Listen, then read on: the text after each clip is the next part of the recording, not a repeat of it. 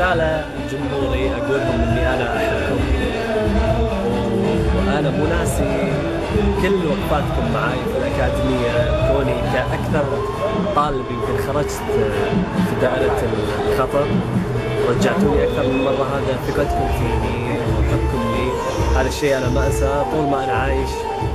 الشيء هذا يفرحني يعني، يغنيني عن اللقب. أما جمهور ابتسام أنا طبعا ما أنسى المغرب وفضل المغرب علي في التصويت وغير من التصويت. يكفي انهم قالوا انت عبد السلام ابن المغرب، هذه تكفيني وتعني لي يعني.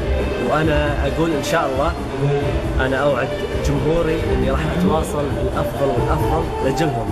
وابتسام بعد راح انا اثق انها راح تواصل اكثر واكثر، وانا راح اكون معاها في كل خطوه هي تخطيها. احنا ما نتخلى عن بعض في الاكاديميه، احنا نكون في الاكاديميه وبرا الاكاديميه من غير لا احد يعلم، احنا اصدقاء واكثر. وكل خطوه تخطيها هي تستشيرني، وان شاء الله يا رب الله يوفقها. واتمنى من الجمهور يكون واحد مثل ما يشجعني، اتمنى لها كثير.